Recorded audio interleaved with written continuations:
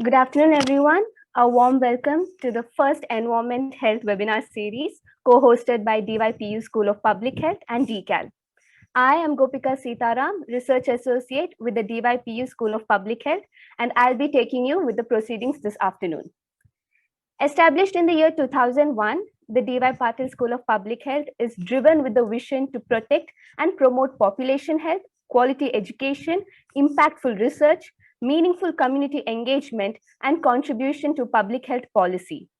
Nestled within the sprawling and picturesque campus of DY Patil deemed to be university in Navi Mumbai, this school is a symbol of excellence that imparts skills and competencies to its students to handle real-life challenges in public health. DCAL is a community within DY Patil University striving towards making the world a better place to live in by staying committed to the cause of preventing the effects caused due to climate change. The community achieves their vision by promoting sharing of information and taking necessary actions that make a difference. So here I would like to invite Rishika Saxena, the Research Associate at DY Patil School of Public Health, to introduce DCAL as Ms. Rajlakshmi V. Patil has taken ill. Over to you, Rishika. Thank you so much, Gopika, and a warm welcome to all of you on behalf of DCAL. A little bit about DCAL. The DY Patil Climate Action Lab, which is DCAL, is an institutional body that encourages student participation, engagement, and contribution to environmental action through soliciting and supporting relevant research and action plans. DCAL is led by chief academics from DY Patil University. It seeks to promote interdisciplinary dialogue that is rooted in both comparative and contemporary context of problem solving and policy action. DCAL aims to improve understanding of the preconditions under which community inclusive climate action measures can effectively be scaled up and consolidated through inclusive multi-stakeholder dialogues that brings local voices and experiences into national implementation processes. Further, DCAL and its partner will link the project's finding with regional and global policy processes and will actually support the South learning processes. So on a larger scale, this will be a major contribution to the environmental health in India. Yeah, thank you so much, Rishika, for that insight into the unique initiative by Ms. Patil. Now, I'm delighted to introduce our speaker for the day, Dr. Dhanashree Jairam. Dr. Dhanashree Jairam is a research fellow at Center Mark Bloch and guest researcher at Free University Berlin under the Alexander von Humboldt Foundation's postdoc fellowship in international climate protection for the year 2022-23. She holds a PhD in geopolitics and international relations from Manipal Academy of Higher Education and is a member of the Climate Security Expert Network and Planet Politics Institute.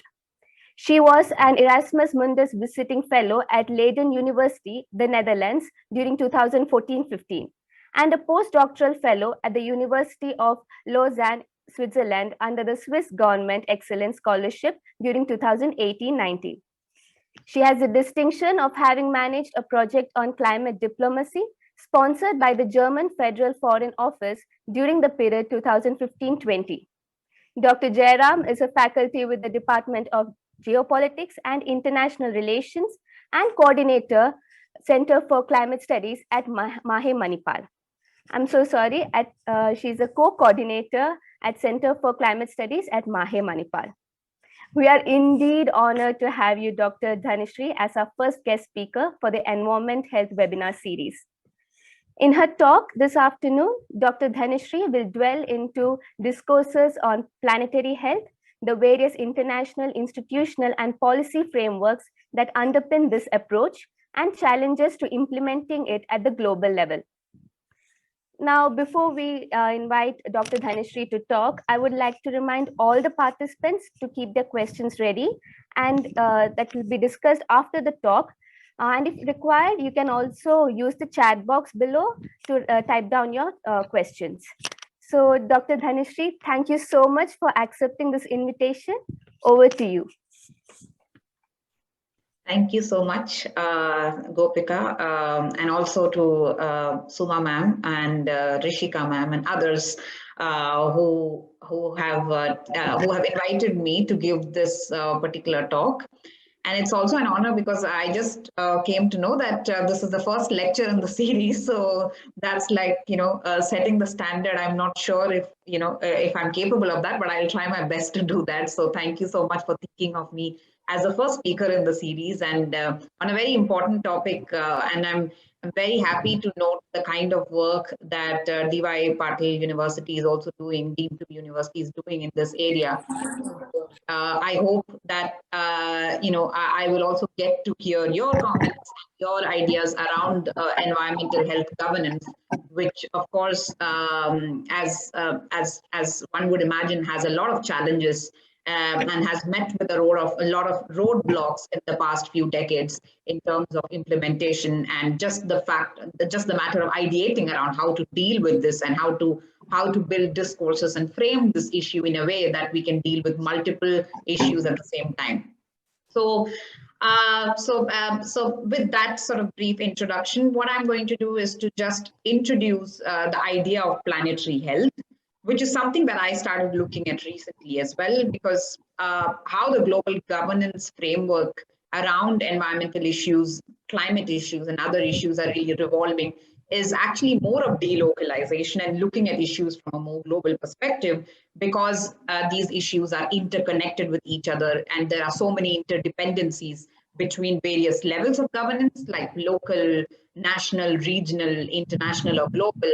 And at the same time, there are interdependencies between various sectors of governance as well, whether it is climate change, health, biodiversity, disaster risk reduction, and so on and so forth. So with these interdependencies, of course, the policy challenges are also becoming much more complex, much more difficult in terms of uncertainties and unpredictability, and also in terms of just thinking of what kind of institutions do we need, or what kind of policies do we need, what kind of frameworks of governance, like in terms of the principles that we have followed over the past few decades, do we need to change them or reform them? All these questions are becoming more and more relevant to answer in today's world, which is obviously facing so many crises at the same time. So as many call it, even the UN, for instance, called it this age of this multiple crisis, where you have so many crises: the COVID crisis, climate crisis, the Russia-Ukraine crisis, which is an ongoing geopolitical crisis, and many others, health crisis. All these different crises sort of interconnected with each other. So I'm just going to share my presentation now. And works. Wait a second. I hope you're able to see the presentation. Yeah. Okay. Yes, we are. Okay, great. So the idea is to sort of transform the idea, transform the notion of environmental health governance towards something that is on a much larger scale, which is why you use this concept of planetary health approach itself. And of course, planetary health approach, this notion is not new. However, the Rockefeller Foundation was one of the first sort of institutions to put forth this notion in a much more refined manner and in a way that is also sort of accessible to policy agencies and governance agencies at the international level itself. So why this is important, of course, I'm not sure. I'm pretty sure that this is something that you must have come across in terms of the idea of Anthropocene itself. The way humans are influencing all biological and physical systems of the planet in such a way that almost no species, no land area, nothing is really unaffected. Nothing remains unaffected by the expansion of the human species. Now, this is what the social scientists would like to call the era of Anthropocene, which many geologists may not agree with, but there is increasing sort of also agreement among natural scientists as well as to what this Anthropocene means and what it entails. And why planetary health, according to Rockefeller Foundation, why is it important? It kind of deals with so many different areas, right? So you have environmental impact areas, you have public health impact areas, and the public health impact areas are obviously things that I don't have to tell you, because you are one of the leading public health departments itself, and have been dealing with these issues on over the past few years. So in that sense, there are these interconnections between environmental health and public health, which is why you also have this idea of planetary health, which talks about all these issues, whether it is changing food systems, changing land use, climate change, pollution, disasters, urbanization, water scarcity. All these are also sort of affecting public health in a big way, which shows the interdependencies between different systems of governance itself. Now, this is where one would say that there is there are different levels of understanding planetary health, right? So you start with, of course, public health, which I don't have to explain. Global health, which also goes beyond the notion of just public health, as it recognizes, what are the obstacles to health, how are they different among different populations, what are the socio-economic determinants of public health, and how there is this connection between economic well-being and health. All these issues are usually covered under this notion of global health. And then comes One Health, which observes that the health of the people is sort of interconnected with the health of all kinds of living beings, especially when it comes to wildlife or domesticated animals, natural living systems. So how these interconnections work. Now, planetary health sort of goes beyond all these. It says that, the fact that human health and the health of our planet are so intricately linked with each other, how our civilization depends on human health, our flourishing natural systems, and also how we manage our natural resources itself. So it goes one step ahead in that sense. It's not just talking about the access to healthcare. It's not just talking about the interconnections between natural and human systems. It is also talking about how these systems are embedded in each other, like how human systems or human beings are embedded in the natural ecosystem, something that needs to be also acknowledged while talking about health in general. So here we are looking at planet as a system itself. So you're not just looking at local systems or national systems of healthcare. You're looking at the planet as a whole. And this is increasingly becoming important. I think something that has been accentuated also by the COVID-19 pandemic, as we saw with how health systems across the world, not just in developing countries, as one would imagine, developing countries are not able to respond to a health crisis, but in fact, the developed countries were equally and sometimes more affected by the kind of impacts the COVID-19 pandemic had on human health, on healthcare systems in general in many parts of the world. But I will take sort of more examples from India as well, because I just wanted to focus more on the Indian scenario. And why I have put these two together is also to show how they are interdependent. So COVID-19 pandemic, this is something that affected many populations across the world, almost everyone across the world in a severe way. It is not just in terms of the epidemiological effects or, just the health effects. It's also about how the lockdowns and economic effects and other effects also, in fact, had knock-on or spillover effects on the health systems itself. The second wave in particular was very deadly in India's case, but it's also something that you have to look at, for instance, how the cyclones that happened during the same time almost when, Cyclone Tauktae, Cyclone Amphan, all these cyclones which hit both coasts of India, in fact, led to a massive reduction in how the healthcare was being provided to people who are also, by the way, affected by the deadly second wave of COVID-19. In fact, many hospitals were affected by electricity shortage, and which also affected oxygen supply. And also in a way, this was like a compound disaster itself. Now, what is a compound disaster? When you have multiple crises or multiple hazards or disasters affecting a particular area at the same time, which leads to a much bigger catastrophe than one would imagine. Now, this is the kind of crisis or risks or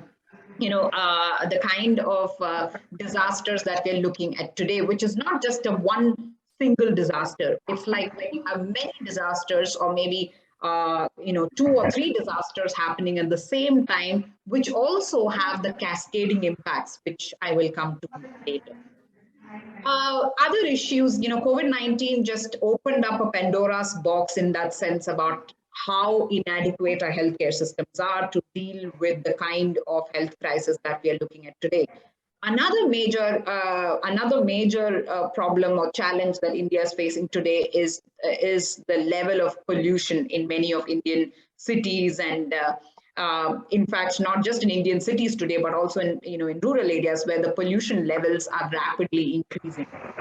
There is, of course, a lot of misinformation that is spread around pollution itself, which I will come to later, but also in terms of pollution and its relation with climate change, and all these different issues are also misinterpreted, not just in science communication, but also how policies are framed. Now, our policies are obviously inadequate as of now to deal with the scale of the pollution that we are looking at.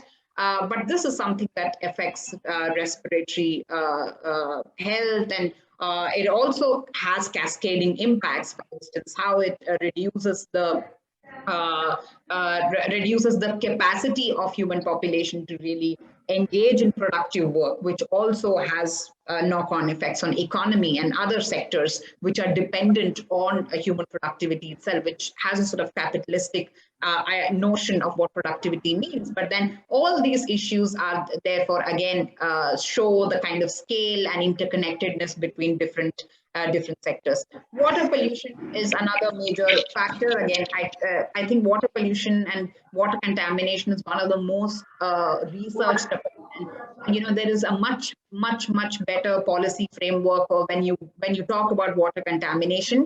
But even if you look at Ganges and how far we have come in terms of cleaning the Ganges, the progress has been very, very marginal, and something that also has to be looked at, not just in terms of Ganges River, but also several other rivers which continue to face the problem of pollution and increasingly microplastics pollution, which also affects human health or public health in a big way.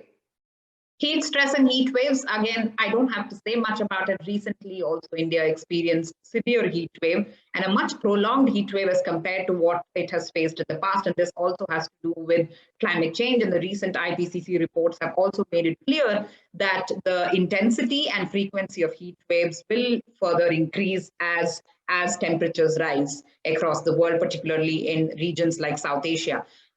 This also has cascading impacts, as one could imagine. Of course, heat strokes and deaths caused by heat strokes have considerably come down in India because of the kind of preparedness that has been put forth by cities and other governance agencies at the local level in terms of putting up, say, a heat action plan or heat health action plan and other sorts of plans. But at the same time, as these heat waves become more frequent and more intense, it means that just the heat action plans or adaptation plans are not going to work. You simply have to start reducing emissions, and which is not just contingent upon India, but also the most developed countries, which have a historical responsibility towards creating the problem of climate change itself, which as something that I look into more frequently. It's about the politics of climate change itself, which impacts our responses to climate change. So this is where the Lancet Commission, along with several others, have also sort of looked at why damaging the planet pretty much damages human health. So over a period of time, mortality has come down, poverty has come down, healthcare systems have obviously improved. There is no question about it. and overall, the health conditions of not just Indians but many parts of the world, it has actually improved. There is there is adequate proof to show that. But we are creating new problems. Humans are also sort of creating new health issues, diseases. We are exposing ourselves to newer diseases, particularly by destroying the biodiversity and also encroaching into forests and other spaces, which obviously lead to some of the some of these species to encroach into your life as well, right? So as you go on damaging the planet, you are obviously posing greater and worsening sort of risks to human health, which the current healthcare systems may not be able to address unless there is a massive change in the approach and the kind of institutions and everything that we have built. So the kind of successes that we have had in healthcare so far, if we have to sort of sustain it and continue it, these issues also have to be considered. The planetary health issues also have to be considered. I mean, just think about the number of people dying in disasters. It has gone up in several parts of the world. It may have come down in many parts of the world. Think about the kind of biodiversity loss. I mean, just one example, which I'll come to later, about bees, one of the species which is so critical to pollination and human health itself in turn. Undernutrition. So in India today, malnutrition is the biggest cause for deaths. The second biggest cause, as far as scientific reports are concerned, is air pollution. So, as one could imagine, even though there is these concerted efforts being made to reduce malnutrition and various other problems, still there are gaps that have to be addressed in India and many other parts of the world as well. Water use. I mean, India's Jal Jeevan mission today is talking about providing piped water to all the rural households. Currently, the mission has met, I think, 52% or something. That is the rate at which the mission has been able to provide piped water.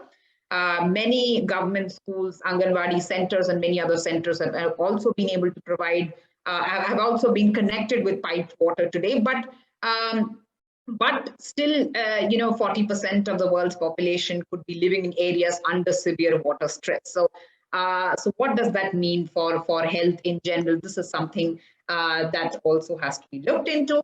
And soil degradation. I mean, one of the areas which doesn't get much sort of attention is land use policies itself.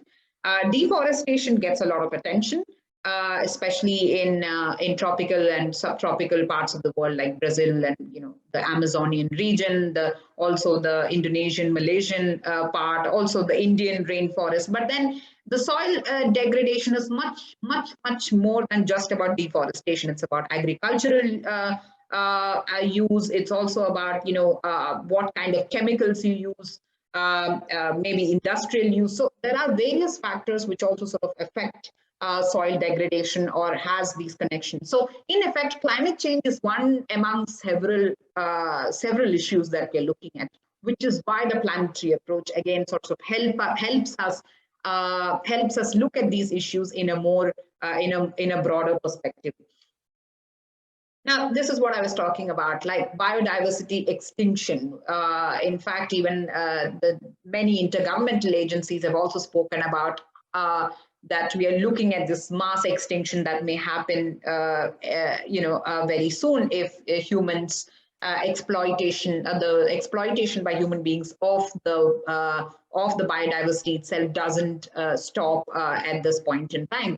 The bees, I mean, there are several species of bees. In fact, some species of bees have become extinct in different parts of the world, including, for instance, the UK, which had to reintroduce bumblebees, just to maintain that food cycle itself, to make it more sustainable in that sense.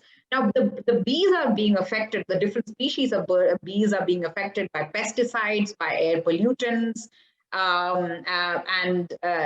basically that also sort of affects the food productivity or crop productivity and pollination, and the entire food cycle itself is sort of it gets affected. So in a way, how we look at the cycle, which also affects, by the way, nutritional security, food security, and health security in a way. So this is like the scale of the problem, that so you're looking at from a very micro perspective to something that works at a very macro perspective as well, when you're looking at it also from an economic and social and other perspectives as well.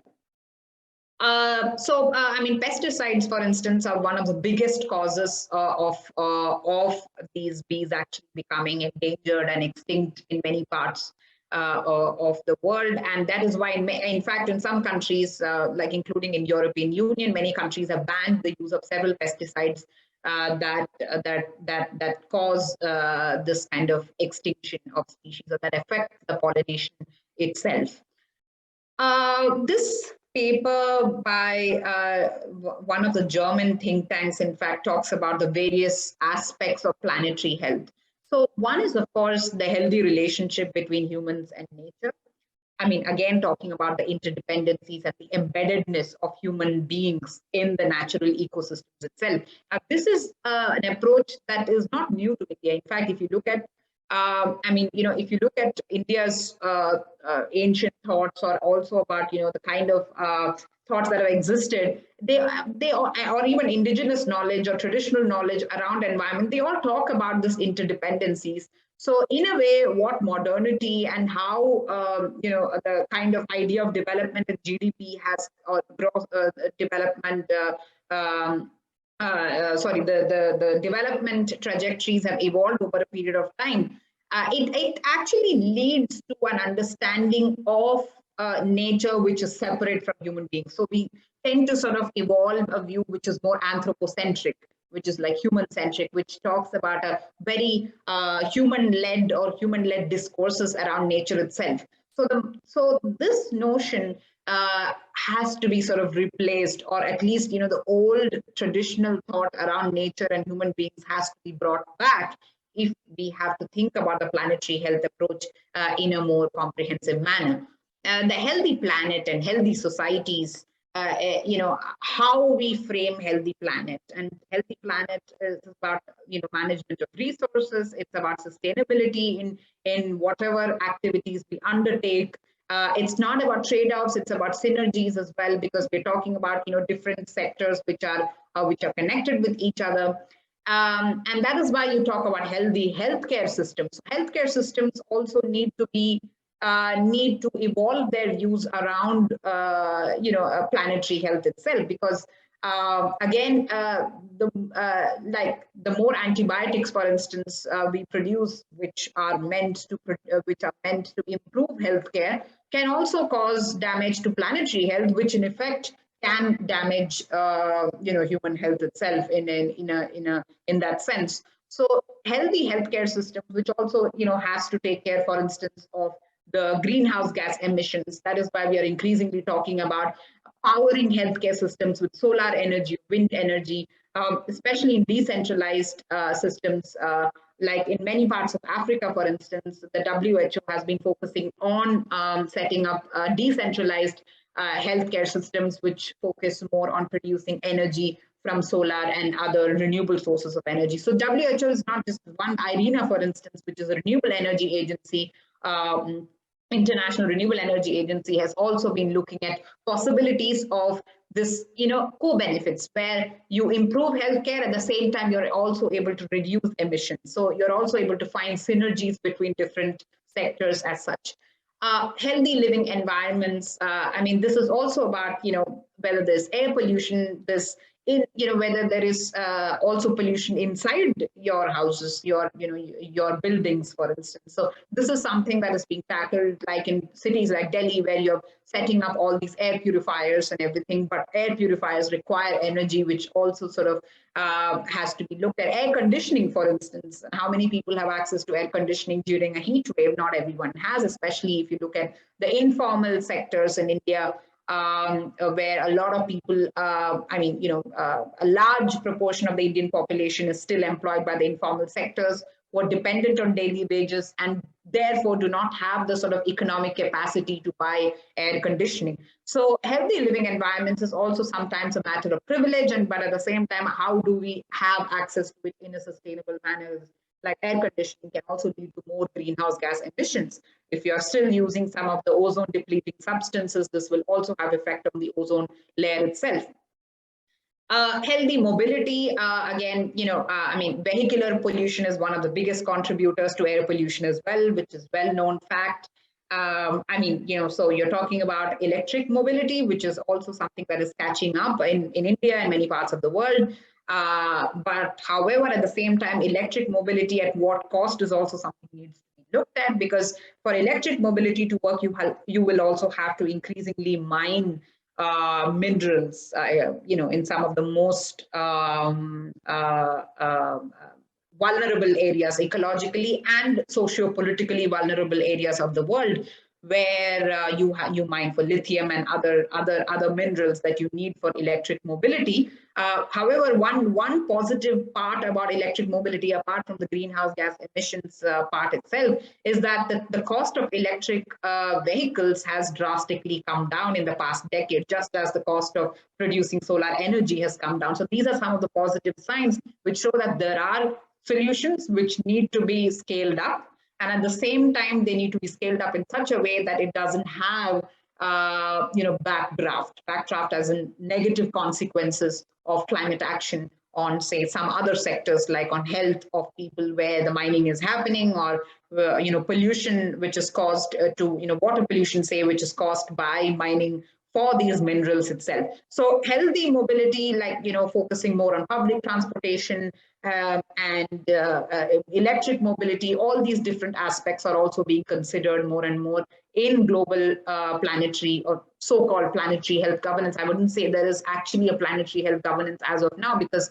this is a fairly new idea and institutions are still struggling to come up with a sort of a framework to understand and implement it. Policy landscape is, of course, as I mentioned just now, it's not something that is a widespread notion. At the same time, it's not something that works at a multi-level of governance. It may work in some parts while it may not work in other parts. Education and science. I mean, this is something very critical, which is where universities like yours and mine also contribute to a great deal to how to frame these notions of planetary health, and who are the actors involved in it. How do we look at different sectors which are affected by this idea? So these are things which obviously require a much broader landscape or broader lens in that sense to understand health itself. Now, this is another idea which also kind of feeds into the idea of planetary health, planetary boundaries. So planetary boundaries is something, again, that came up, this idea, the Stockholm Environment Institute and Stockholm Resilience Center is something that has come up with this idea of what is a safe operating space for human beings as far as these 9 issues are concerned. Some of these are not quantifiable. In fact, even today, some of it, like atmospheric aerosol loading, it's not completely understood, because there are differing views as such. Like scientists, of course, have found out that aerosols can cool the planet. So in fact, in the past few years, it is the aerosols that have kept the climate cooler than what it would have been without the aerosols, right? But there is also a misconception around that, because the more aerosols there are, it will also sort of affect especially soot and the kind of aerosols that are produced from black carbon and others. Like it can also lead, of course, it leads to a lot of air pollution, no question about that, but it also can tamper with the monsoon patterns, which is being seen in the South Asian region, and it also has effects on the long-term climatic patterns itself, which is still being studied through modeling, because it's not easy to study this with the kind of models that are present there.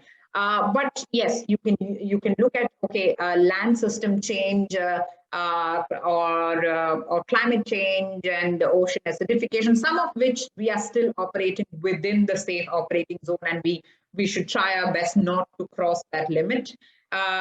Freshwater use is one such, which is, as of now, it is still under the safe operating zone. But as we know, groundwater extraction is becoming rampant.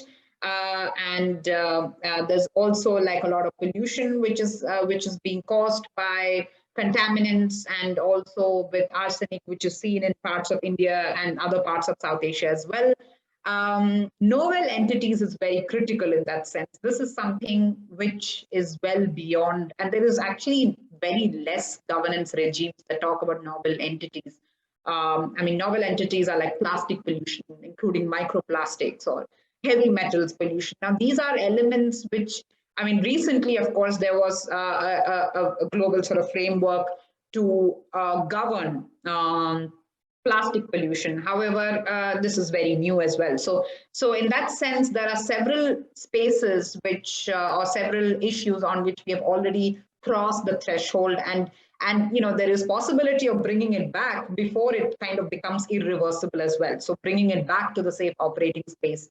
So several issues, in fact, were well beyond the safe operating space in 2000s, but through policies in effect, they have been sort of brought back, which also includes like Convention on Biological Diversity, Convention on Desertification, Climate Change, and various other like Sustainable Development Goals, Paris Agreement under the UN Framework Convention on Climate Change. So all these different frameworks have helped in a way to bring those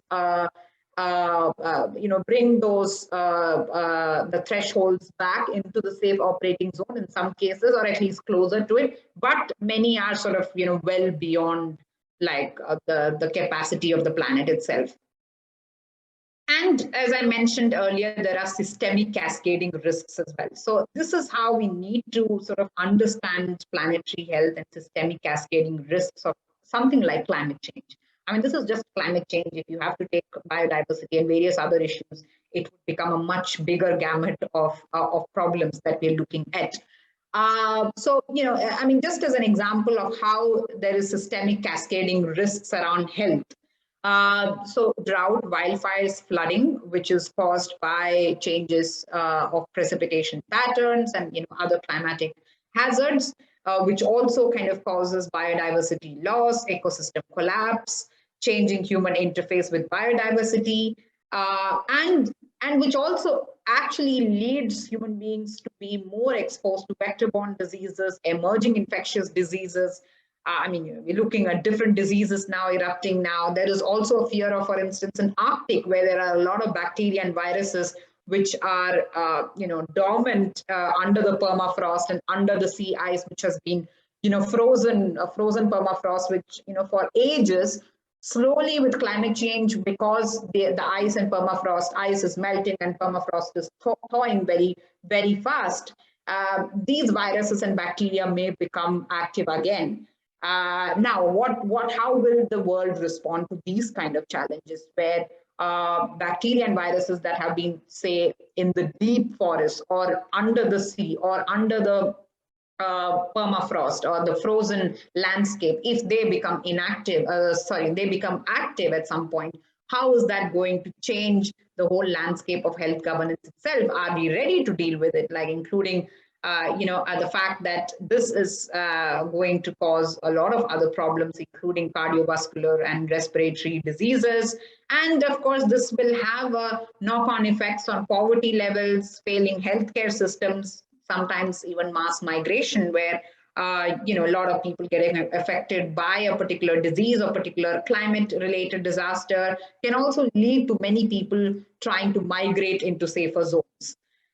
This is another example of food security, which is also having knock-on effects on health security, because all these aspects of climate change will also affect like crop failures, alteration of livelihoods. One aspect which is very critical is the fact that any of these changes are going to severely affect livelihoods itself, which is very central to access to healthcare. And unless you have like massive healthcare systems which are subsidized and otherwise, which is not the case for many people across the world. So hunger and malnutrition, for instance, can also be affected by climate change.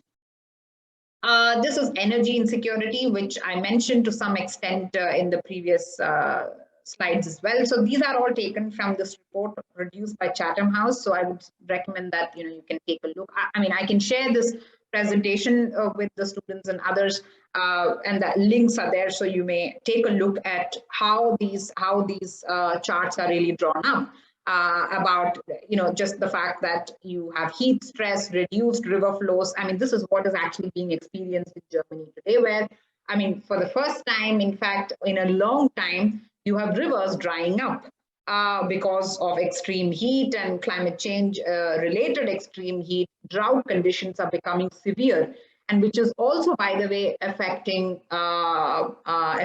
energy security, because these rivers are also the mode of inland transportation of various energy sources, including coal, right? So this is affecting energy security as well. So this is like a compound crisis where you have many things already.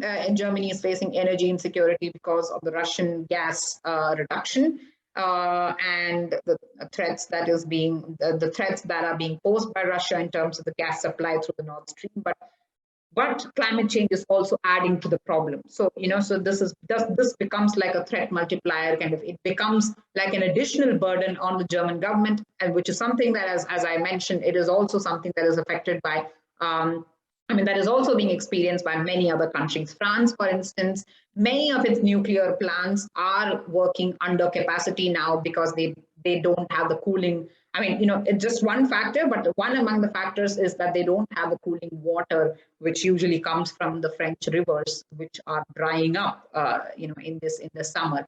So energy insecurity, which also has knock-on effects on health itself, whether it is deteriorating air quality, or in terms of increased heat stress and mortality, or the fact that there's not enough water. All these aspects also become very, very critical.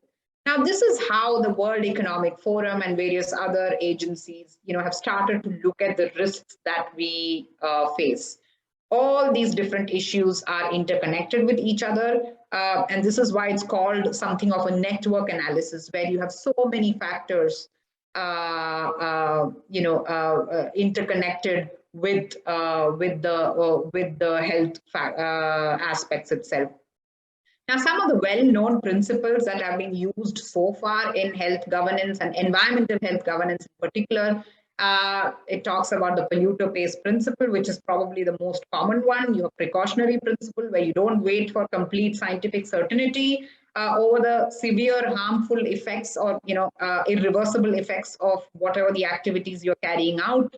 Co-benefits, where I mentioned, you feel that something has the synergistic kind of effects on other sectors as well. You also have sustainable development, public participation, where you also involve the local people and the citizens and the non-governmental organizations in a big way, and of course multi-level governance, which I mentioned already. The World Health Organization also has come up with some notions of this environmental health governance, right? So the Ministry of Health is usually considered the apex body to deal with health. But if you look at countries, including that of India, you will find that the Ministry of Environment is usually coming up with majority of laws and regulations concerning environmental health, whether it is, with regard to the pollutants, like, especially like you look at water pollution, air pollution, and or if you look at some of these laws, they largely have come out of the Environment Ministry itself. However, there is a need for this kind of synergy between the ministries, which is often lacking. And today's health governance, if you look at it, it kind of converges upon so many different actors, right? So you have environment, health, local government, national government, and also the private sector. I mean, even if you look at internationally, you have so many actors. One of the major contributors to the WHO is, in fact, the Bill Gates Foundation. I mean, you can, of course, question it about the kind of activities they have been involved in, including the vaccines issue, which has been, a major part of, if you're going to have this kind of politics around vaccination and, climate change, how is that actually going to help deal with this issue in a multilateral and in a more cooperative manner, is something that obviously needs to be also questioned. Yeah, so impact of climate change on health. In fact, India has also done some work in terms of identifying and also framing policies around climate change on human health. And this is why you also have the National Program on Climate Change and Human Health, which, in fact, this is the good part. In fact, this was actually something that came out of a health ministry, and although the National Action Plan on Climate Change is something that is typically, the apex body around it is considered to be the Ministry of Environment, Forest, and Climate Change. So this particular program and action plan itself also talks about several ways in which like I'm just talking about climate change, but there are several other issues obviously that also require to be addressed. So these are some of the things that they have identified as the ways of strengthening health preparedness, developing partnerships, research capacity, and others, in fact. But what are the failures and challenges, right? One of the failures, in fact, Nandini and Lena Gong, in fact, they have done some good work on understanding planetary health from a disaster risk reduction perspective. One of the problems is that we still focus on GDP as this mark of human progress itself, right? So this is the economic indicator, right? So HDI is there, Human Development Index, and several other indicators, but still GDP has its own value. But beyond that, are there other indicators of understanding planetary health, which is why you can also hear some states like Uttarakhand and others talking about green GDP, that the fact that we have all these forests, how do we consider the monetary value of these forests is something that also needs to be considered. There are, of course, differing priorities, languages, organizational cultures, because different ministries, for instance, different coordinating agencies, different at the international level, if you look at things, even different frameworks like Framework Convention on Climate Change and others might actually, think about these issues in a different way, put forth more of a climate focus in Climate Convention, more of a biodiversity focus in Biodiversity Convention. But how do you really bridge those focus areas? It becomes a huge challenge, especially when you have differing priorities.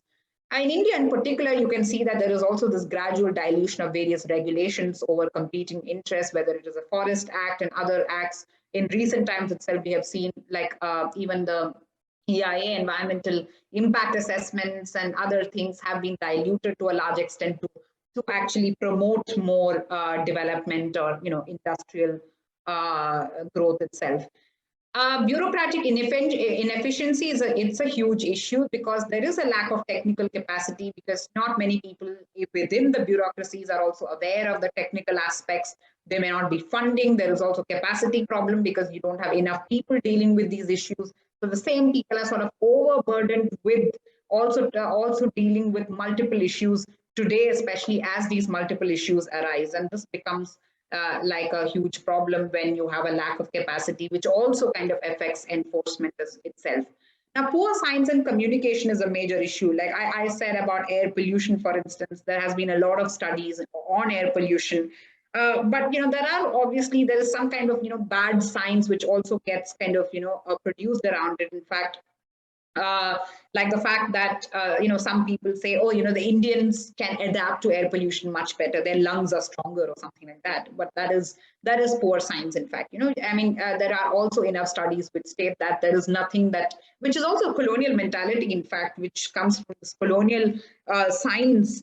Which said that Indian the policies followed by the colonial governments about how there needs to be a segregation of Indian and European populations in colonial India, and the Indian lungs are stronger. And this kind of claim obviously also leads to dilution of any efforts to deal with air pollution itself.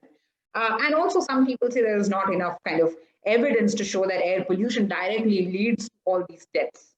In fact, yeah, I mean, it's difficult to say it's just air pollution. There are so many different other aspects also which affect health, and which kind of compounds the risk to your health itself. But to say that air pollution doesn't cause deaths because there is a lack of evidence around the direct causality is something that also leads to poor communication of science itself.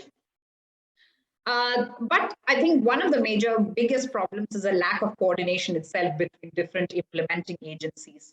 as I already mentioned. In fact, this particular study, which was produced by the authors mentioned in the slide, there is a distinct absence. I mean, the sentence is taken from the article that they wrote. There is a distinct absence of health science factoring in environmental decision making in any substantial way, with little representation from the health sector and expert committees. And it works, the other way around as well, where there is a distinct absence of environmental science factoring in sometimes, health decision making. So, so this is a major problem where environmental decision making tends to ignore the health aspects, which is something that needs to be addressed through a planetary health approach itself. As I mentioned, this example of mining, which I already mentioned, the energy transition, which is being touted as a solution to climate change, also has its negative effects. So with the mining, on a massive scale, how do we then have a circular economy approach towards dealing with these batteries and minerals and solar panels and everything that is going to be dumped at some point? So this becomes a huge problem as well, which also kind of makes us think around planetary health in a way that deals with also the negative consequences of our solutions to various planetary problems like climate change. Now, this is why we need a systems thinking to protect planetary health, and the SDGs in a way try to address this, where you have a multi-sector, multi-scalar, multi-stakeholder approach. Because you can't just deal with health problems at a local level. You also need to have a planetary sort of approach, bringing together different nodes of environmental and health policy, which is why you need to have an environmental health policy that also has a planetary health approach, together through processes of co-production of knowledge. Co-production as in where you involve different stakeholders, right? So it's not just about policymakers, it's not just about scientific communities, it is also about urban planners, for instance. It's also about insurance sector, it's also about different other local governments and others who also have a role to play in what kind of approach we adopt towards planetary health. Joint monitoring and review, including citizens, for instance, or civil society organizations, have to be part of this for greater transparency, accountability itself, which is lacking even in a framework like SDGs, where you don't know whether the nation states or countries are actually accountable to these commitments at all. I mean, in fact, we are falling short of achieving these goals by 2030, well behind, in fact, especially also affected by the COVID-19 pandemic and now the Russia-Ukraine crisis, and also increasingly the energy crisis that we are facing today.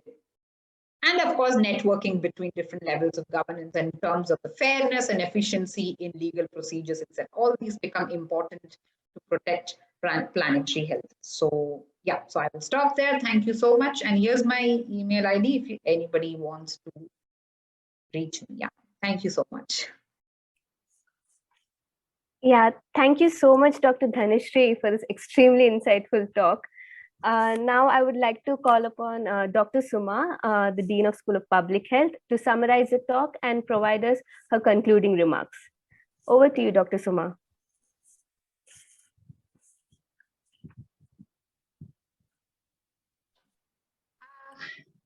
Hi, Dhanashree. That was a great talk. But before we conclude, I think it's open for discussion. Perhaps we could have some question answer session. I'm sure the participants will have definitely have some queries with regards to this. At least I do. So I think we'll open it out. We have a few little time for discussion.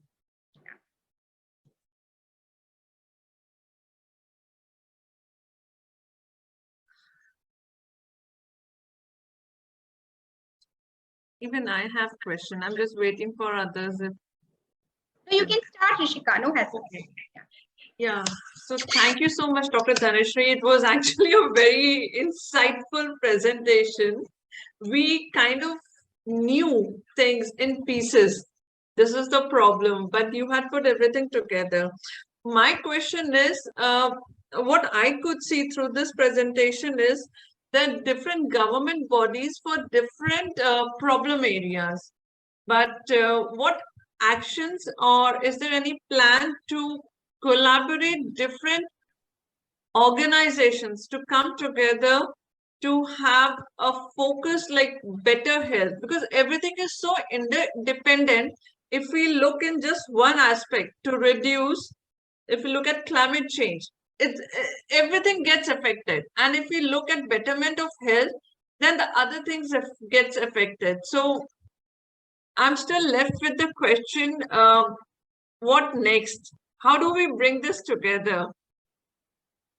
Yeah, I mean, that's $1 million question, which I deal with mostly global governance frameworks. I don't much like deal with the local level, like in terms of say the government, like the government agencies within India.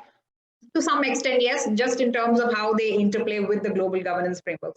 So just looking at the global governance frameworks for the past few years, I've looked at SDGs, the Sendai framework for disaster risk reduction, the Paris Climate Agreement, obviously. I mean, even these frameworks have actually failed to integrate these concerns in a more systematic manner. In fact, so there are so many issues which are the same for all the, you will find that climate adaptation is mentioned in all the three. Or the fact that energy transition is mentioned in at least SDGs and the Paris Agreement. But then still they don't work with each other because you have different bureaucracies that are functioning to achieve these goals. And in a sense, that actually creates that, that divide. I mean, I'm not saying this may lead to, this may be the right way to go forward, that you need different agencies to deal with different problems, of course. But if they don't talk to each other, if they don't understand each other's language, and if they don't have, at least synergetic priorities, then obviously you're not meeting the requirements of this idea of planetary health itself, or something that goes beyond also understanding the fact that any action that you put in place to deal with a certain problem will most likely have knock-on effects. That is what's been seen so far. Yeah. So at the national level, it's the same problem as far as I saw, that with the health and environment ministries having differing priorities, right? So the more you improve healthcare, whether it is by introducing certain medicines, or by the fact that you expand the healthcare systems by using more fossil fuel energy or something like that, that will also lead to further problems, right? So which obviously has to be, the idea is that will be dealt by the environment ministry, which is not going to happen. Because then the priority here is different. So there's how do we move beyond this is to just have dialogue between these different agencies itself, which is very important. I don't think that is happening to the extent. Right. In fact, that comes from also accountability, which we lack. When it comes to institutions at the global level, national level, local level, there is no accountability when it comes to talking about who's talking to each other, what are they really discussing, and how do they come about solutions. Something that lacks that accountability and transparency, which I think is something that has been borrowed right from the global level itself. Right. So that has to change. Yeah. And also, like, is there a benchmark, like with respect to the climate changes? So is there a what I could see is everything is so interconnected. Like, if we are trying to stop a technology aspect in order to preserve the biodiversity, the economy gets affected, and so as well as other different areas to get affected. So everything is so interconnected. So is there a benchmark, that standard benchmark? So like, this is up till this level, we can still aim to work or use the resources, and not beyond that. As of now, there's no universally agreed upon benchmarks about where is the threshold. I mean, obviously one of the frameworks about the planetary boundaries actually talks about the interconnections and has set some standards in that sense. But even that framework, in fact, the authors very openly acknowledge the fact that some of it is just unquantifiable, some of it is too uncertain. So the science itself is so uncertain around some of these things that it becomes difficult to sort of set those benchmarks. Now, what used to be one in a 10-year event is now one in a, it's like every year event, right? Yes. So the benchmarks are changing constantly itself. Absolutely. So that becomes very difficult to integrate into policy. So I understand the challenges in policy. It's not easy constantly sort of being, reflexively engaging with this process, trying to change these benchmarks frequently as well. That is a difficult task, especially if you have so many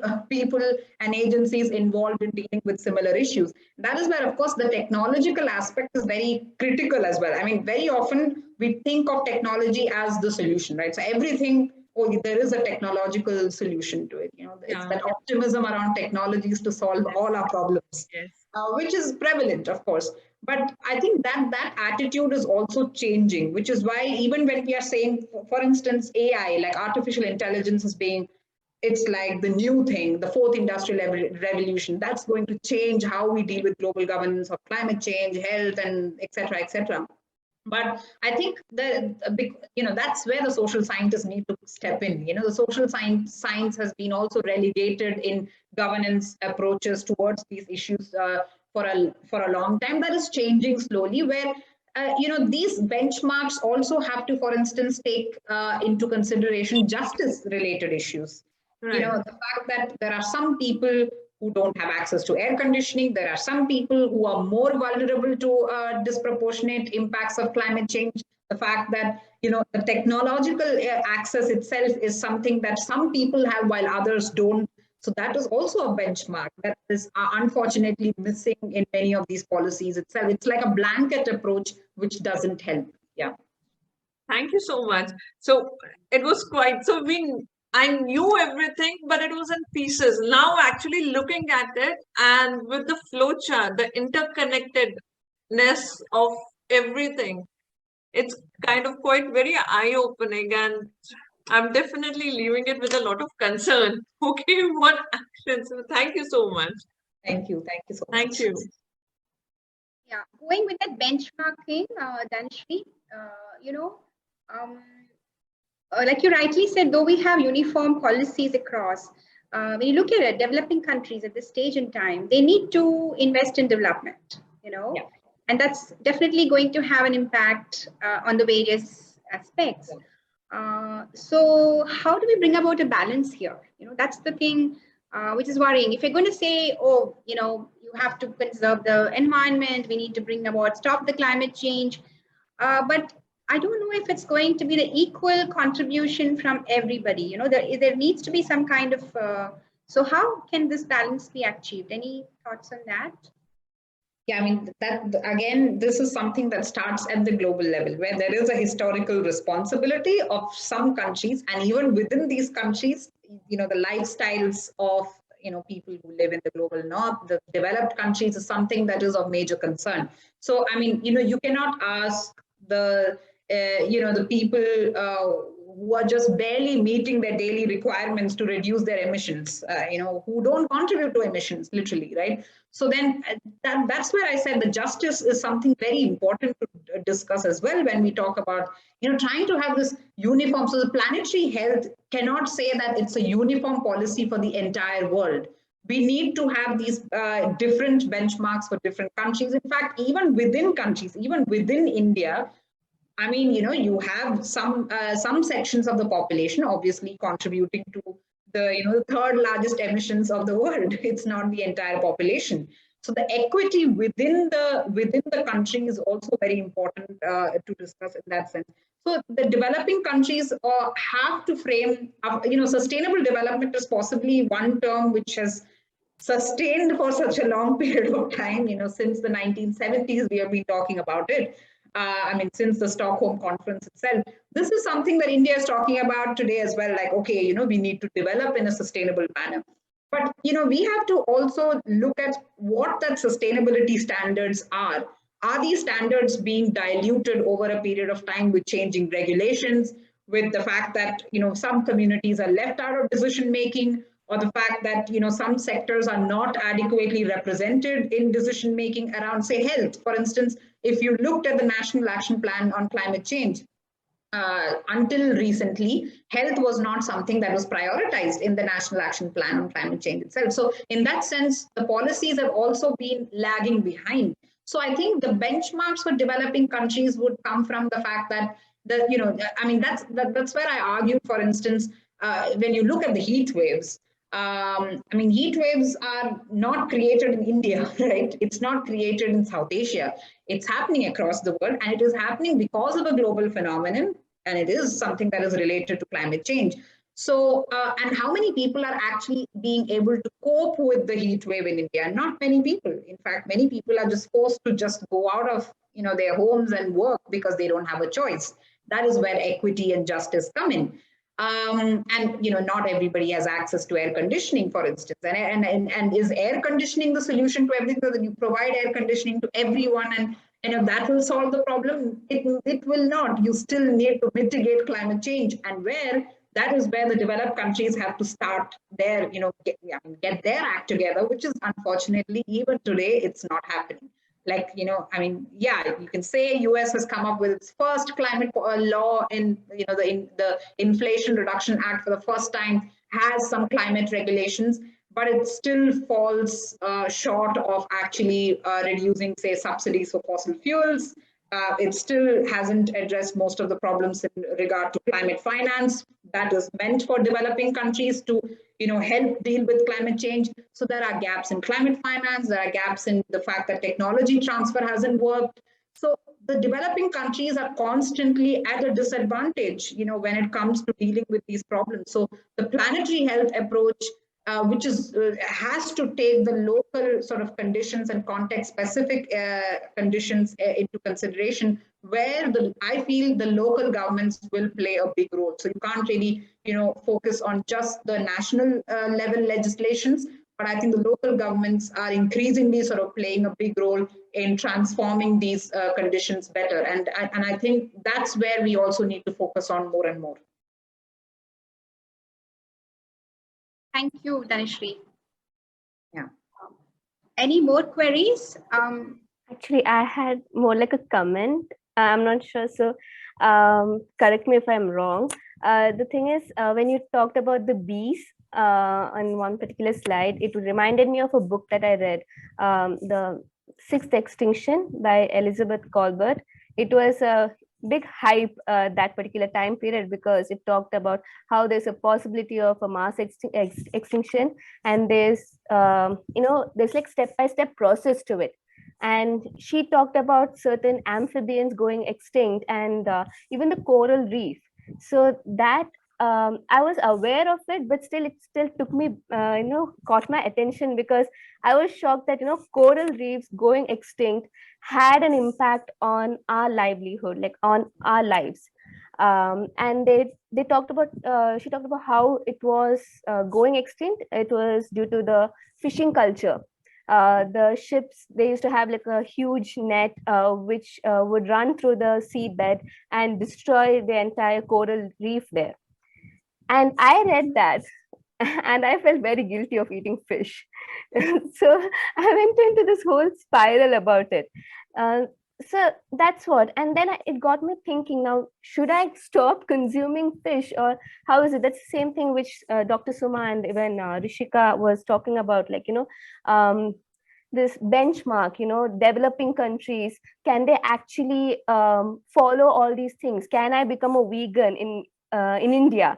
Will I be able to afford goods and producers like how developed countries do? They converted in. Are you getting it? I'm not sure. Like, I'm going through several thoughts, but that's how confused I was. Because we need to go through, like, depending where we are settled, the social aspects there, and our needs in that particular place. And some communities cannot do without fish. So how are they practicing, the fishing culture? Like, how are they fishing there?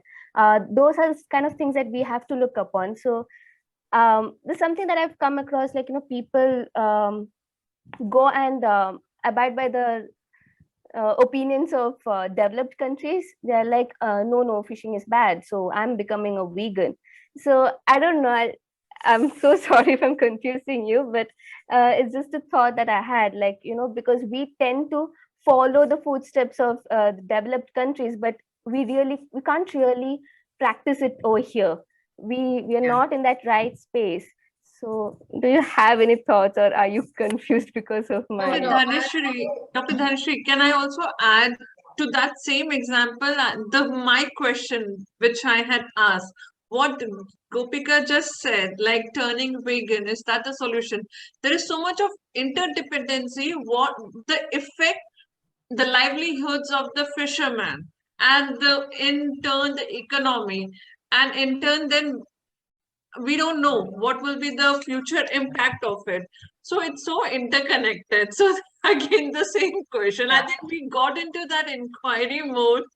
How do we reach to a solution is basically our question. What is the right solution?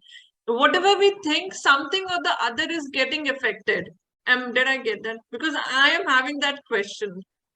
Yes, so sorry. Yeah, sorry. I think Yes. I'll just add to it just one sentence.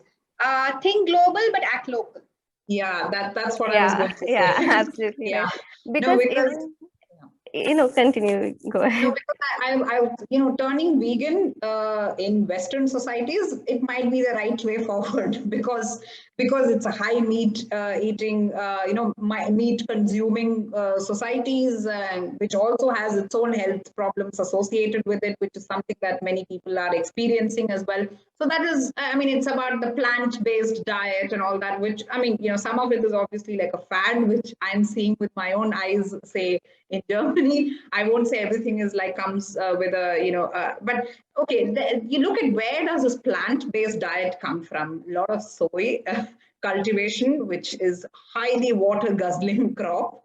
Where is it grown? In Amazon rainforest or somewhere else, which leads to a lot of deforestation. So then you ask yourself, is vegan then the answer? It's actually leading to problems in, especially in developing countries where it's being grown. So I think that is where what Suma ma'am also mentioned, that we need to act local, eat local, think about the local solutions itself, because if you start doing that to some extent at an individual level, a lot of these problems can be addressed. And that does not mean you stop eating fish or stop eating meat or stop eating something else. Because all these things can be produced in a sustainable manner, and something that we have seen in the past. It's only like in the past few decades that things have changed rapidly. It was possible to produce all these things in a sustainable manner. And that also, as I would say, it has to do with this idea of economy itself, like, the fact that economic growth and, has a certain like capitalistic sort of ideas revolving around it, which also change. So like, I don't know, like, I'm sure some, I don't know how many of you might have watched this documentary Seaspiracy, I don't know, which was a massive, it created a lot of at least discussion around the fishing industry. And imagine that documentary comes from a very Western perspective, obviously, didn't address the livelihoods issue even once. The fact that so many people would run out of livelihoods if you stop eating fish one day, like, if the whole world just stops eating fish, like just the many populations in whose cultures fish is a very, it's a staple diet. These things cannot be ignored. So I mean, these kind of ideas are framed around the consumption patterns that exist in the global north, unfortunately, because almost everything comes from the rest of the world here. Like, I go to the supermarket here, everything comes from like Latin America, Southeast Asia. There's hardly anything that is produced here in Europe. Maybe Eastern Europe to some extent, like Ukraine, which is going through a crisis right now, is a major producer of wheat and cooking oil and everything. So, so that's the problem, where you have globalized the food markets to such an extent that, you don't grow anything of your own. You depend on things that are being grown in other parts of the world, which is why your concept of virtual water, which is a very controversial aspect. The fact that you are guzzling the water of different parts of the world to grow the crops that you consume here. So, your own environment is very clean, but then, you are basically using up all the resources in other parts of the world to basically, to promote vegan diet or something like that, which comes at a cost. So, which is why I wouldn't go with these kind of solutions which are universalized. I don't think there are any universal solutions to it.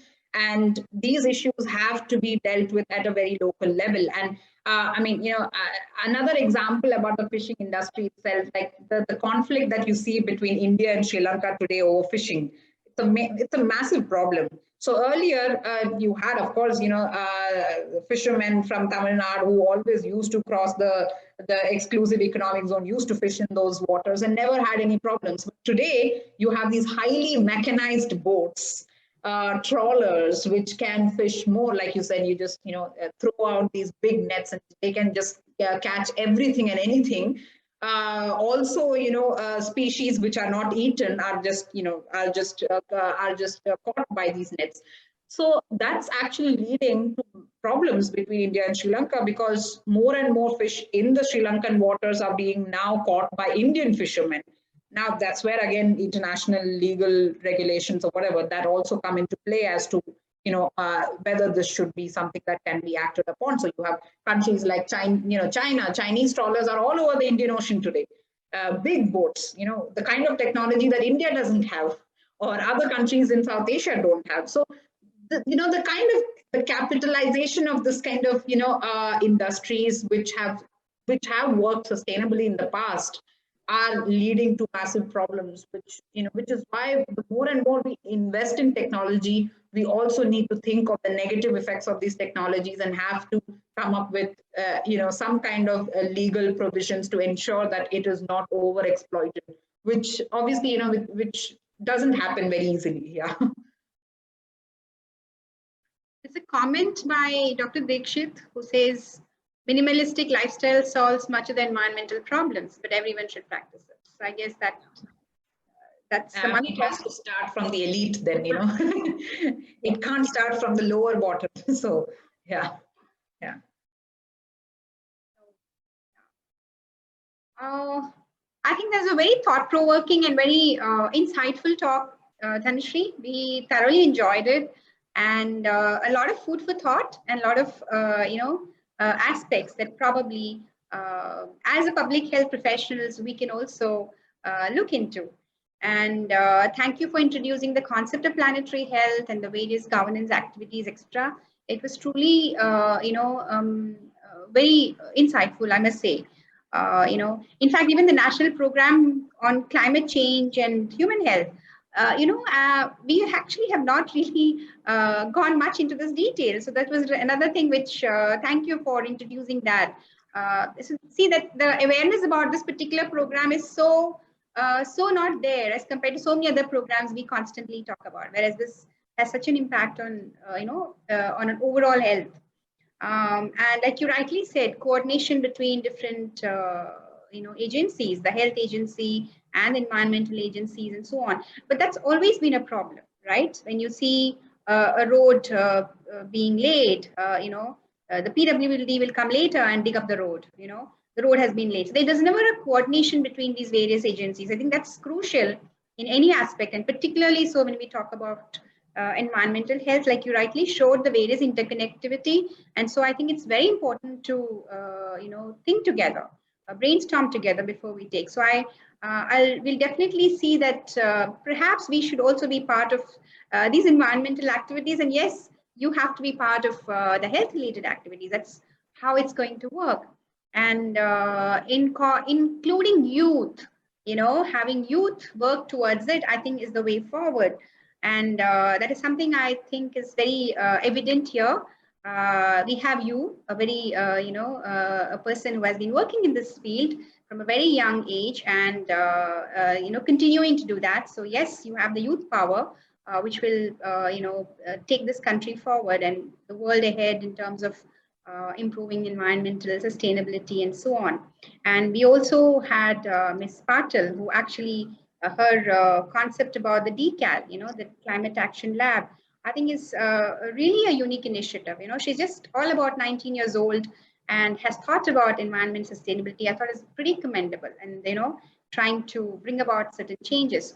And of course, the entire young team who actually put this together. So I must say that we are in good hands, and we do have a lot of thoughts which we can, link up and take it forward together, and perhaps see how best we can think of solutions to make this planet, a better place to live, and yes, preserve it forever, for the future generations, and for all the, living beings that live in it. It's so important. We are so bothered about ourselves. We forget that there are so many others who are coexisting. And so, yes, to make it a very, inclusive planet, we have to be very aware about it. So thank you, Dr. Tanushree, for giving us that awareness. And yes, bringing about a lot of interconnective components to it. It was a great talk. And thank you so much for enlightening all of us who participated in it. Thank you. Thank you so much for inviting me. Thank you so much. And great discussion. Thank you. Yeah, it was really nice. Yeah.